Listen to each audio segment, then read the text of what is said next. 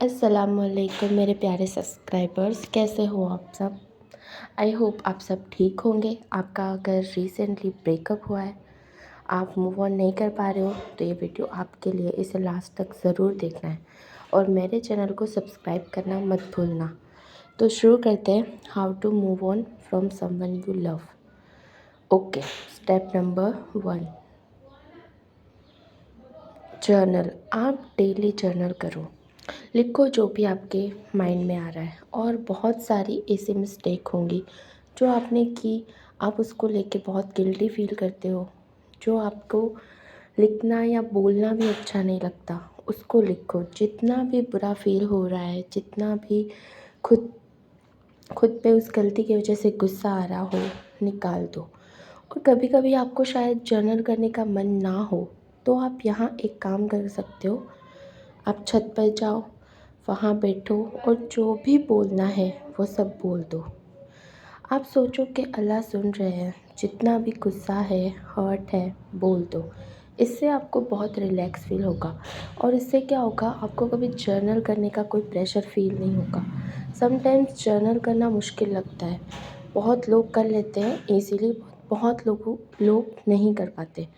तो आपको कोई स्ट्रेस नहीं होगा, मन करे तो जर्नल करो, नहीं तो अकेले बैठ के मन में जो आ रहा है बोल दो, आसमान को देख के। और इन दोनों के अपने अपने बेनिफिट्स हैं। जैसे जर्नल करने से लिखते लिखते आपको क्लैरिटी मिलती है, बहुत वो आपको क्लैरिटी मिलती है बहुत ज़्यादा।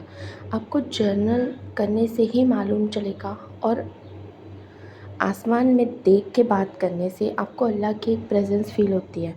आप जिस भी गॉड को मानते हो, आपको उनकी प्रेजेंस फ़ील होगी। आपको लगता है आपको कोई सुनने वाला है, जो सिर्फ़ आपको सुन रहा है, जो आपको जज नहीं कर रहा।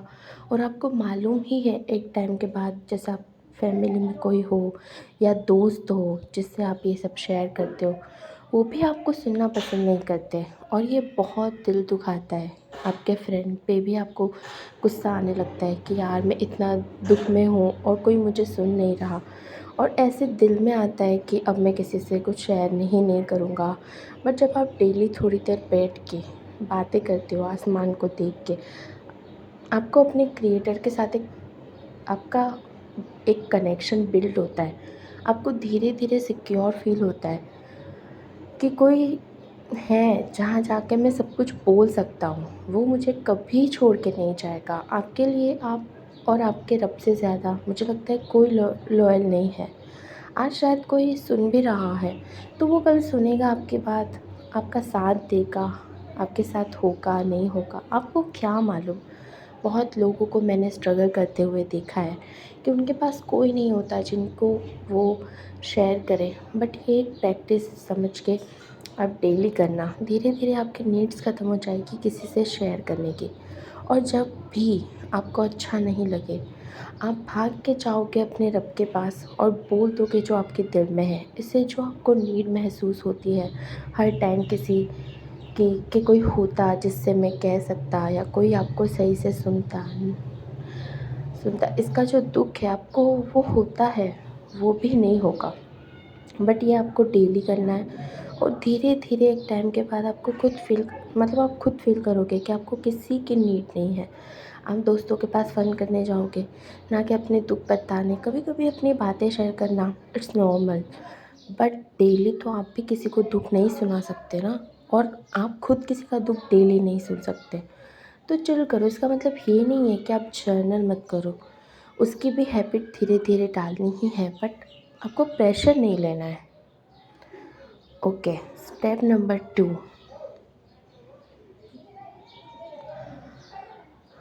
आपका ब्रेकअप हुआ और आपने सैड सॉन्ग सुनना स्टार्ट कर दिया। सिचुएशन वर्स्ट हो जाती है क्योंकि आपको याद आता है सब कुछ, और वो इमोशंस इतना उस वक्त ज़्यादा होते हैं। आपका मन करता है मैं उस पर्सन के पास वापस चला जाता हूँ या चली जाती हूँ, मेरी ही गलती थी। और वैसे ही आपको आपके माइंड में सब चल रहा है, वो आपका दुःख 10 टाइम्स बढ़ा देता है। But to be very honest, जब दिल टूटता है तो सैड सॉन्ग सुनने का बहुत मन करता है ना। और आप सोच रहे होंगे कि कंट्रोल नहीं होता हमसे, या कंट्रोल कर भी ले तो ज़्यादा टाइम कंट्रोल नहीं कर पाते। तो मैं आपको एक बात बताना चाहती हूँ अपने बारे में। मैं स्टार्टिंग से ही कभी सैड सॉन्ग नहीं सुनती थी। मेरा जो टेस्ट है वो सैड सॉन्ग का कभी था ही नहीं। मैं हमेशा से एनर्जेटिक सॉन्ग, रोमांटिक सॉन्ग ऐसे सुनती थी। उल्टा मैं और मस्ती वाले सॉन्ग सुनती थी और उससे मेरी एनर्जी एकदम हाई हो जाती थी। तो मैं नेचुरली ऐसे ही हूँ। पता नहीं एक टाइम आया जब मैं ऐसे ही सैड सॉन्ग सुनना मुझे मतलब मेरे को मन किया कि चलो आज एक सैड सॉन्ग लगा के सुनते हैं। उस वक़्त सैड नहीं थी मैं। मैंने सोचा कि सुन लेती हूँ कौन-सा मुझे कोई असर करेगा, क्योंकि मैं कौन-सा दुखी-वुखी हूँ। तो सुनते-सुनते एक आदत सी हो गई और उस वक़्त लाइफ़ फिर अचानक से ऐसा हुआ कि एक तो उस वक़्त आदत तो हुई, लाइफ़ में कुछ ऐसा हुआ कि मैं काफ़ी थोड़ा डिप्रेस हो गई। तो सैड सुनना मेरे लिए और वर्स्ट हो गया, बट क्योंकि मेरी आदत हो गई थी तो मैं क्या करूँ? मैं बहुत ट्राई करती थी बट कंट्रोल नहीं होता था। धीरे-धीरे मैंने सॉन्ग सुनना कम किया, डेली नहीं 1-2 दिन में सुनती थी और मैंने डिसाइड किया कि मैं अपने माइंड को ट्रेन करूँगी। क्योंकि शॉर्ट्स सैड सॉन्ग सुनने से आप सैड हो या खुश हो फिर भी सुनना नहीं चाहिए। वो आपको लो कर देता है। इसलिए जब मैं सैड सॉन्ग सुनती थी, जब मेरा कंट्रोल नहीं रहता था, तो मैं अपने आप को कुछ अफ़र्मेशंस देती थी लाइक सैड सॉन्ग सुनना मुझे लो फ़ील करवाता है और मुझे हमेशा एनर्जेटिक फ़ील करना है, इसलिए मैं हमेशा अच्छे सॉन्ग सुनती हूँ। सैड सॉन्ग सुनना मैं अवॉइड करती हूँ। ऐसे कुछ ना कुछ अफ़र्मेशन आप अपने अकॉर्डिंग दे सकते हो। मैं भी अपने आप को अफ़र्मेशंस देती थी और मेरा माइंड ऐसे ही ट्रेन हो गया। अब मैं चाहूँ तो भी मैं सैड सॉन्ग सुन नहीं पाती, क्योंकि मेरा जो माइंड है वो ऐसे ट्रेन हो चुका है कि मुझे वो खुद बता देता है कि सैड सॉन्ग सुनना नहीं है। वो याद दिला देता है कि मुझे मतलब जैसे मैंने कुछ दिन पहले सुनने का ट्राई किया था, तो मैं सुन नहीं पाई। और मैं आपको अफ़र्मेशन का इसलिए बोल रही हूँ क्योंकि माइंड को हमेशा लास्ट वाली चीज़ ही याद रहती है। लाइक आप रात को सोने मतलब आप दिन में चाहे कितना भी कंटेंट देखो, बट आप रात को जो चीज़ देख के सोते हो, जो सुन के सोते हो, आपको वही याद रहता है। तो लास्ट में जो चीज़ होती है, आपको वो आपके माइंड को हमेशा वही याद रहता है। तो आप ऐसे कर सकते हो। इससे क्या होगा कि आप धीरे-धीरे सैड सॉन्ग सुनना बंद कर दोगे, अपने माइंड को भी ट्रेन कर दोगे और कुछ ऐसे प्रेशर सा भी फ़ील नहीं होगा। और इंशाल्लाह ये चीज़ मेरे पे वर्क करी थी, आप पे भी वर्क करेगी। ओके, स्टेप नंबर 3 है न्यू स्किल्स। आपने भी ये बहुत सुना होगा कि आप न्यू स्किल सीखो, माइंड डाइवर्ट करो। बट मुझे ऐसा लगता है कि बहुत लोग न्यू स्किल नहीं मतलब सीख सकते। लाइक लो क्लास फैमिली, उनके पास इतने भी पैसे नहीं होते कि वो बाहर जाए, कोई नई स्किल सीखे या जिम जाए। उनके पास बेसिक्स भी नहीं होता। वो इन सब से मतलब इन सब में पैसे कैसे लगा सकते हैं? यहाँ मैं मेनली वुमेन्स की बात कर रही हूँ, जो फाइनेंशियली इंडिपेंडेंट नहीं होती है और ना कोई और है जो उनको पैसे मतलब उनके पे पैसे लगाए। बहुत गर्ल्स हैं, बहुत सारी वुमेन्स हैं, उनको घर में पैसे ही नहीं देते, पेरेंट भी अफ़ोर्ड नहीं कर पाते, वो इतना कैपेबल नहीं होते, तो वो सीख ही नहीं सकते। सेकंड चीज़, अगर कोई मिडिल क्लास फैमिली से है, थोड़ा बहुत अफ़ोर्ड कर सकते हैं, न्यू स्किल्स सीखने जाएँ, भी तो वहाँ इतना फ़ोकस नहीं कर सकते और मन करता है कि मन करता है कि वो डिप्रेस्ड हैं। जब आप डिप्रेस होते हो, आपका ब्रेकअप हुआ है, आप उठ के कोई काम कर नहीं पाते, मन करता है कि एक जगह पड़े रहें, कुछ ना करें। और यहाँ मान लो कोई जॉब कर रहा है या काम कर रहा है, तो उसके लिए उस वक़्त काम पे फ़ोकस करना भी बहुत मुश्किल हो रहा होता है। वो कोई न्यू स्किल पे कैसे फ़ोकस कर पाएगा? मुझे ऐसा लगता है जब आपका ब्रेकअप होता है, उस वक़्त आपको तुरंत किसी भी न्यू चीज़ में इन्वॉल्व नहीं होना चाहिए। आप न्यू स्किल सीखने में माइंड डाइवर्ट करो या अपने वर्क में बिज़ी हो जाओ, न्यू रिलेशनशिप में एंटर करो या स्क्रॉलिंग, म्यूज़िक, कहीं पे भी अपने आप को बिज़ी करोगे, मतलब आपने अपने पेन को अवॉइड करा और पेन को आपने ही अंदर आपने ही अपने अंदर रखा। उसको सप्रेस करोगे, उसको फ़ील नहीं करोगे, बाहर नहीं लाओगे, तो कभी मूव ऑन नहीं होगा। बार-बार वो सब रिपीट होगा। जैसे आपने सुना ज़्यादा टाइम तक इसमें फँसे रहते हैं। वो अपने पेन को कभी फ़ील नहीं करते, अपने साथ बैठते नहीं हैं, अपने वॉक में अपने आप को बिज़ी कर लेते हैं, इसलिए वो मूव ऑन जल्दी नहीं कर पाते। तो आप सब पहले जितना रोना आए रो लो, जितना दुःख है उसको लिखो। स्क्रॉलिंग या ऐसे कोई काम मत करो जिससे आपका पेन मिनिमाइज़ हो जाए। जब जब बहुत ज़्यादा रोना आए, वो पेन फ़ील हो, उसको फ़ील होने दो। कुछ दिन मन ना करे मत काम करो, पड़े रहो, अपने साथ रहो, अपने थॉट के साथ। आपने जो गलती की आपको नहीं करना था, क्या आपके पार्टनर ने किया, आपके साथ ब्रेकअप होने का सही रीज़न समझो। खुद गलत हो तो अपने साथ काइंड रहो, अपने आप को धीरे धीरे माफ़ करो, जज मत करो। जो गलती की है उसको लिखो, समझो और चेंज करो अपने आप को। अपने पे काम करो ताकि आपका जो फ्यूचर रिलेशनशिप है वो सफ़र ना करे इन चीज़ों की वजह से। और आपके एक्स की गलती जो भी आपको दिखे, जो भी आपको समझे, कैसे लोगों को समझ आए, जैसे कैसे लोगों को आपको अलाउ नहीं करना था, जो कुछ भी आपको उसमें अच्छा नहीं लगा उसको लिखो ताकि आपको क्लैरिटी आए कि आपको आपके पार्टनर में क्या नहीं चाहिए। और उसका ऑपोज़िट भी लिखो कि आपको क्या चाहिए। आपको उस रिलेशनशिप में आप जितना सीख सकते हो, जो भी आपके एक्स में ऐसा था जिससे आप एडमायर करते थे।